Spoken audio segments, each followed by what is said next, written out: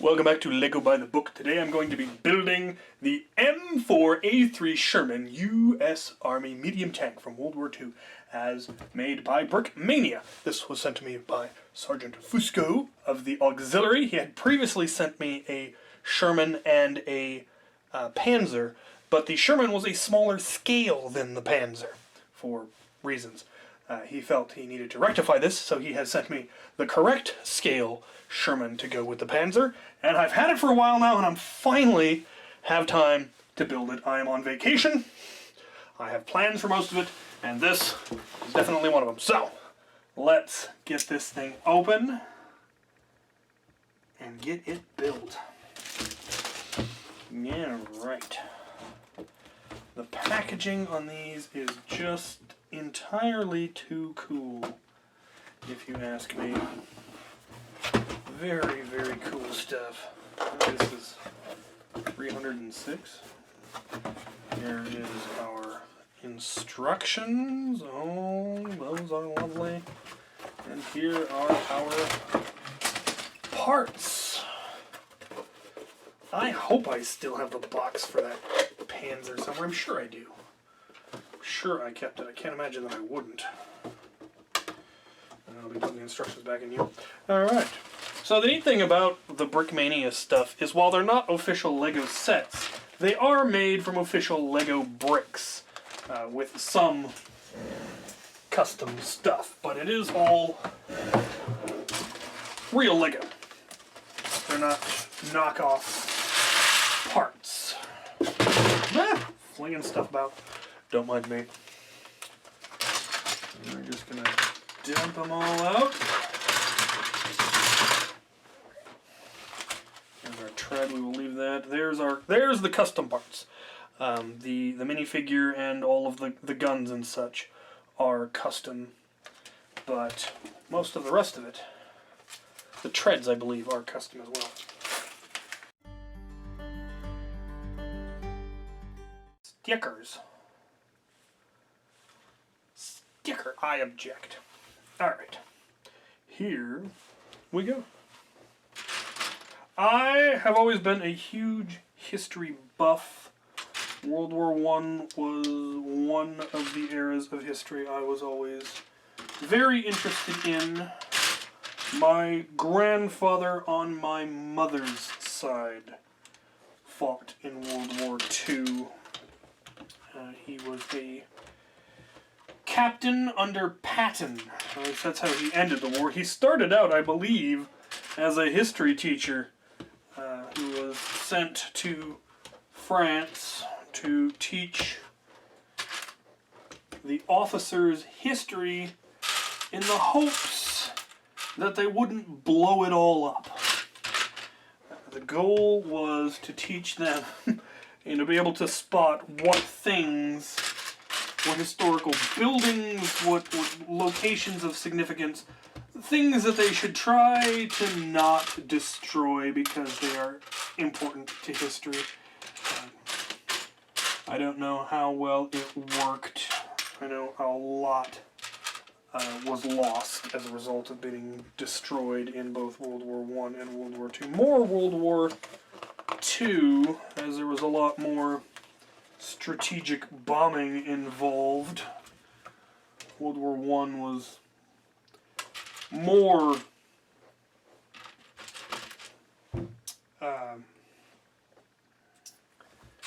more in the trenches. Obviously there was still bombing runs and there were still plenty of civilian casualties, obviously, but not nearly to the extent, if I recall, as in World War II.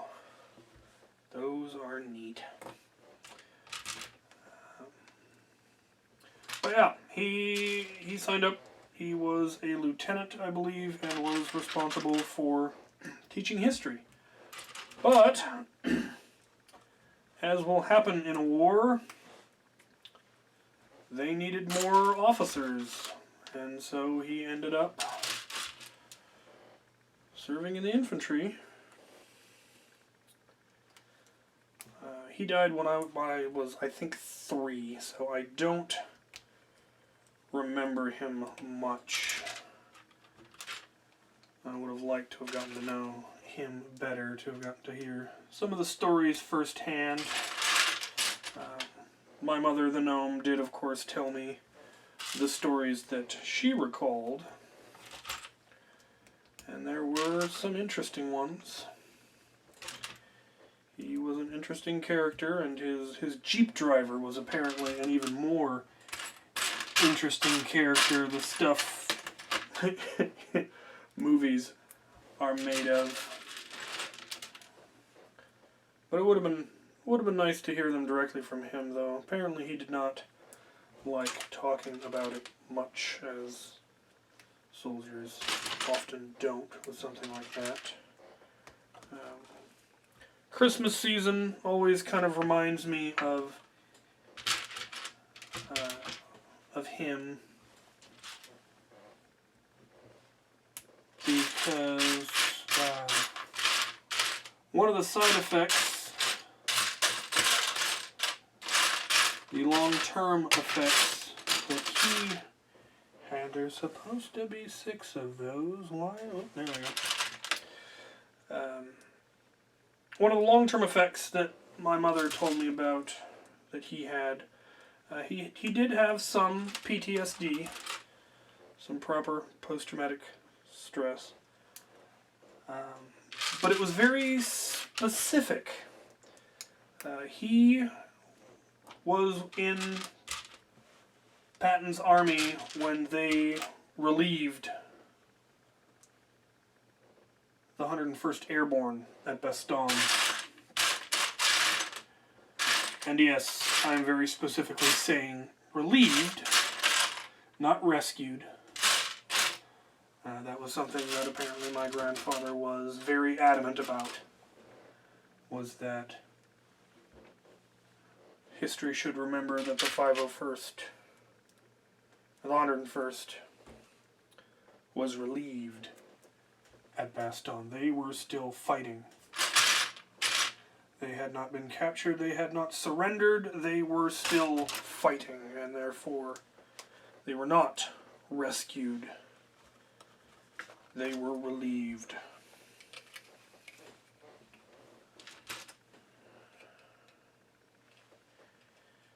Yeah, right. He actually has proper little suspension things. They don't have a whole lot of movement, but they wouldn't need to. Anyway, the effects that it had on him, having then, once they relieved the 101st, they stayed and they defended Bastogne, and they got the same shelling that the 101st was getting while they were in there, and so being in the Ardennes forest, a pine forest, being shelled constantly with no way to do anything but hope a shell doesn't land in your foxhole, that was where his PTSD surfaced. I got something wrong. Where did I go wrong? You are wrong. And it was the smell of pine. He couldn't stand the smell of pine after that. So, yeah. Pine air fresheners, or pine sol, or rather unfortunately, Christmas trees. He could not stand to have a Christmas tree in the house because of the smell. And so for a long time, they were not able to have a Christmas tree in their house until the advent of artificial Christmas trees. Once artificial Christmas trees came out, that he was fine with, because they don't smell like pine, and so they were finally able to have a Christmas tree again.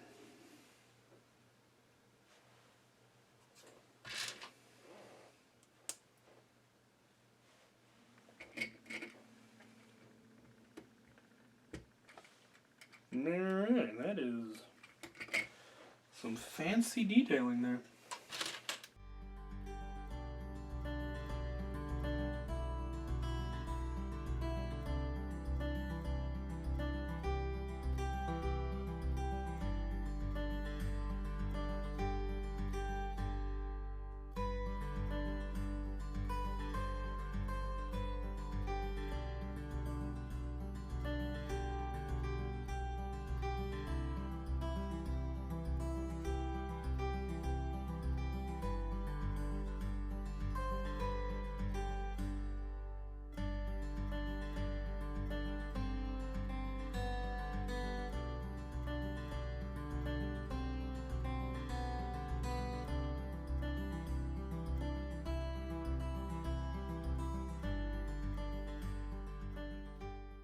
More of those sneaky build techniques, as here is how they are getting studs on top and bottom. So this is what clearly flips the thing so that we've got parts on the right side.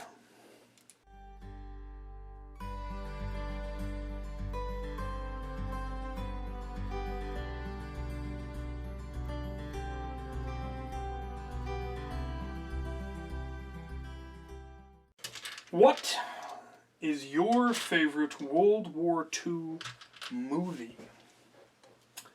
There are no shortage of them out there. What is your favorite and why?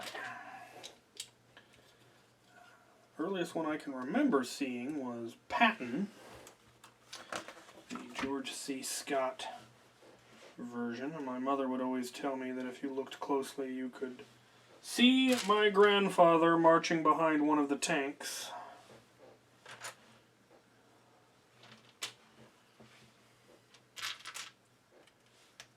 And I always liked to believe it was true. I didn't, of course, when I was that young, I didn't realize that it obviously wasn't true, but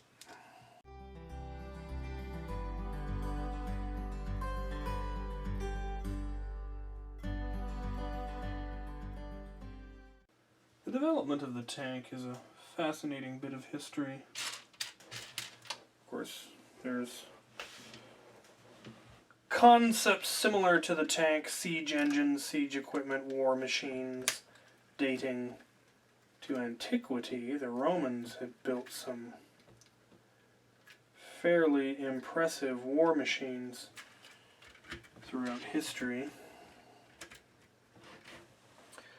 Da Vinci, of course, had designs for things that can really only be described as a tank. So there is some speculation as to whether he ever intended them to actually work, as they were designed in such a way that they wouldn't. The gears were the wrong way, and if you'd actually tried to build it based on his design, it simply wouldn't have functioned. And some people pointed out that, well, I mean, how would he know how a tank is supposed to function? Maybe that was the plan all along.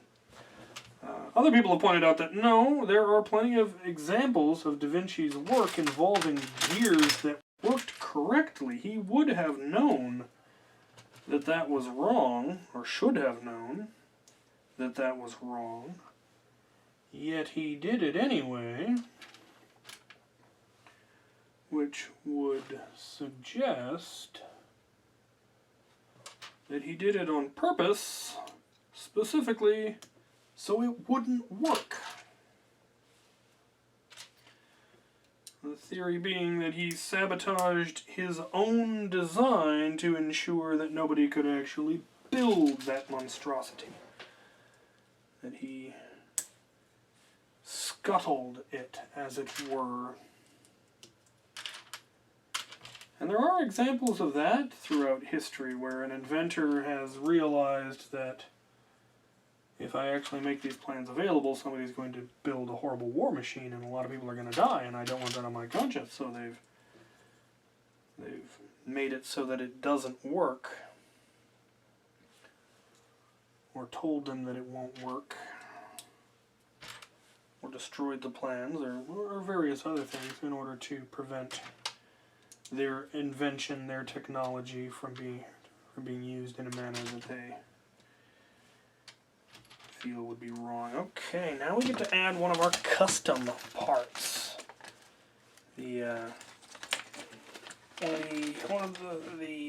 Well, kind of a sponson-mounted machine gun on a ball joint there in the front. So I believe a .30 caliber machine gun that was mounted inside for just more defense for infantry, taking out infantry. That is pretty cool. What are your thoughts on responsibility of inventors in things like that? I know a lot of the scientists on the Manhattan Project, they signed up just on the for the academic study of it all, and by the time they were, they actually had it done, they found themselves going, are we okay with what they're going to do with this? Are we responsible? Are we morally obligated? Where is our responsibility when it comes to how our knowledge is used? I mean, that would be a lot to live with. If you were responsible for developing the technology that incinerated 2 cities full of civilians, that's a lot of weight on your conscience. Or could be, depending on your conscience, I suppose.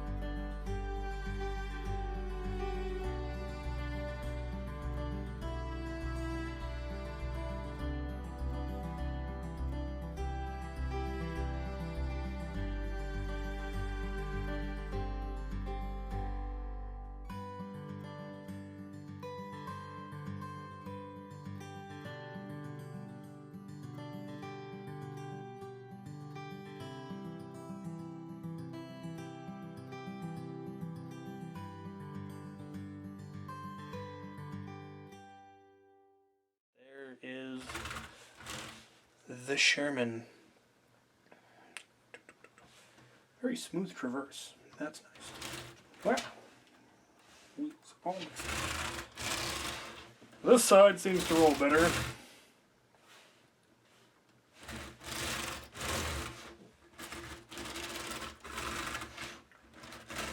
This side's having some issues. Yep, that one is a little. There is not a lot of tolerance. Better. Yes. Tank. Very cool. Boom! Not a lot of elevation. I don't know if they just didn't have a lot of elevation. I don't know what kind of ballistics they were capable of getting with these things.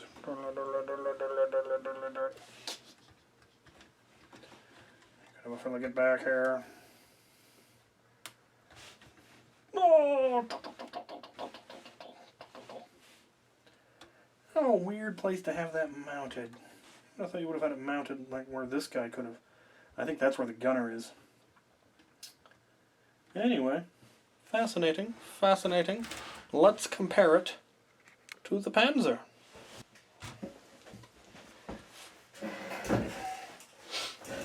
There's the Panzer. It's also a medium tank, so they are very similar in size. This one also has a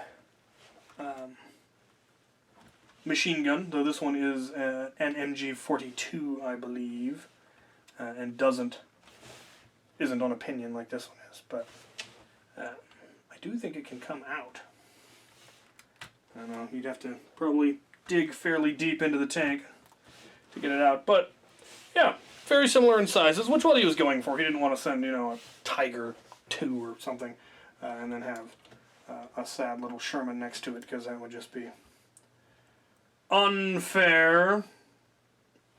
Well, that's also a very smooth rotation. This one has more of the detailings on the side, like the antenna that can be flipped up, and a hatchet and spare wheels. Different wheel design. This one does not actually have the semi-independent suspension like this one kind of pretends to have. I don't know. The treads on this one don't want to rotate any more than they do on that one. This one had spare tread stored in the front. There was a few spare treads, though not as many. Yeah. This one has a commander with a Luger. I don't think the set actually comes with a Luger. I think I had that from somewhere else. This one has a doubled centered hatch as opposed to the off-centered hatch that one has. I think this one has even less traverse or elevation. Yep, less elevation than the... But it does go down farther. I don't know if that's actually true of these particular models, but that's just how the sets came out. Very cool. Very cool. Very... I mean, they're very different profiles. The Sherman has that sloped in the front, and this one is less sloped than some of the other Panzers that were, you know, very good at deflecting rounds. Where that's also, you know, the goal of the sloped armor.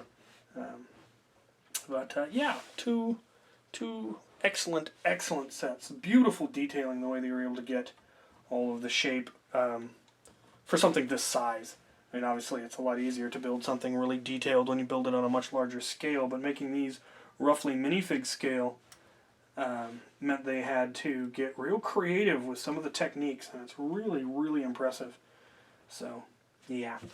As always, my thanks to you guys for watching. My thanks to Sgt Fusco for sending me this, and for sending the up-sized Sherman. I have agreed to give him back the smaller Sherman as a wedding present. Interesting that the main gun on this one is offset slightly. I wonder, I assume that is in fact real, and there is, I believe, another machine gun right there. Anyway, fascinating stuff. And I hope you enjoyed this. Thank you for watching.